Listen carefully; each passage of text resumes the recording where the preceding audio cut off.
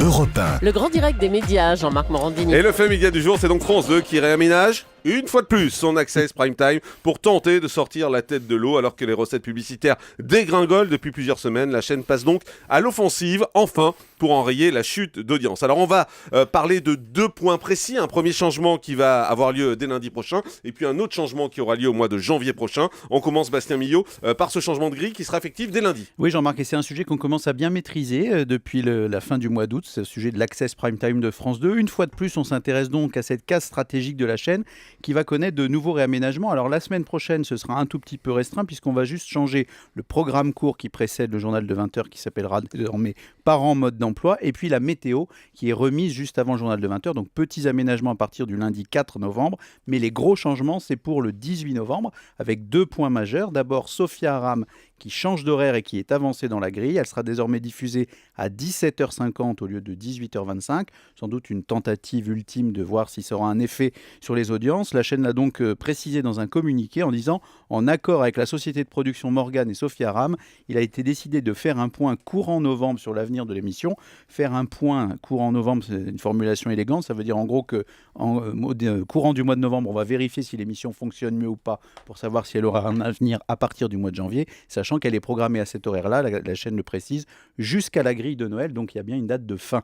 Et alors le deuxième homme fort de la grille qui récupère, on va dire en gros, ce que Sophia Aram laisse, c'est Nagui, puisque Nagui maintenant va avoir la tranche 18h50, 19h45, avec deux numéros de N'oubliez pas les paroles. Alors il faut dire que malgré la très faible audience de Sophia Aram, il arrive quand même à sortir son épingle du jeu avec à peu près 9 à 10% de part de marché. C'est pas énorme, enfin, par les temps qui courent, on est toujours capable de prendre un score pareil. Et évidemment, Nagui, ça le remet en position de force pour être le monsieur jeu de France 2 et puis se réinstaller avec ce programme qui fonctionne et qui finalement n'est pas si mal que ça. C'est juste stratégiquement, c'est vrai que c'est un peu surprenant de voir deux fois le même jeu qui se succède sur une grande chaîne comme France 2. C'est un peu des programmations comme dirait Laurent de Ruquier, chaînes de la on pourra TNT. dire qu'on a tout essayé. Ah, ça c'est clair. Hier, on a appris que la chaîne songeait également à reconstruire son Access Prime Time, alors totalement. Ah oui, alors là, c'est la véritable info et c'est écrit noir sur blanc dans le communiqué de presse. Donc là, on est sur la vraie réflexion du moment installée maintenant par Thierry Tuillier. La chaîne engage d'ores et déjà les chantiers qui devront conduire au réaménagement global de l'ensemble de la tranche 18h-20h. Donc réaménagement global,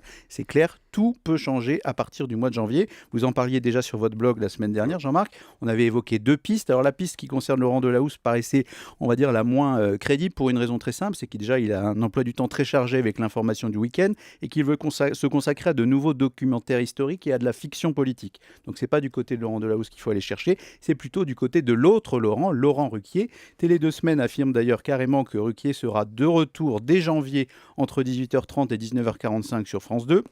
Une hypothèse qui est plausible pour deux raisons. D'abord, on sait que l'animateur ne peut pas prendre l'antenne sur France 2 avant 18h30. Nos auditeurs le savent pour une raison très simple. Il est à l'antenne sur Europe 1 jusqu'à 18h30. Donc il n'est pas question d'être en même temps à la radio et à la télévision. Et en même temps, on sait qu'il est en train de travailler avec sa productrice Catherine Barma sur l'hypothèse de constitution d'une bande. Alors les rumeurs vont bon train comme toujours en la matière. Ce Canal+, ce week-end, a annoncé le retour d'Audrey Pulvar et Éric Zemmour dans la bande de Laurent Ruquier. On va peut-être être un peu prudent en attendant d'annoncer des noms. En tout cas, une chose est sûre, l'animateur est bien prévu dans les réflexions du moment pour être présent du lundi au vendredi. Le samedi, on pourrait peut-être, à la demande de Julie, réinstaller mot de passe. Et puis le dimanche, oui. Michel Drucker continue à faire de très bonnes audiences. Donc la semaine serait sauvée. En tout cas, il est clair que mettre Ruquier à cette heure-là, c'est quand même la meilleure idée. C'est une idée qui circulait depuis le mois d'avril ou de mai l'année dernière, qu'on avait expliqué aussi ici que c'était la meilleure idée. Mais visiblement, eux le voulaient entre 18h et 19h et lui ne voulait être qu'entre 19h et 20h. De négociation. Exactement, ça avance. Bon, est-ce que ces changements peuvent sauver France 2 ? La situation est délicate et le nouveau patron Thierry Tuillier envoie en tout cas un message fort en annonçant ces différents chantiers. Il ne perd pas de temps et il bouge les lignes. D'abord un message aux annonceurs.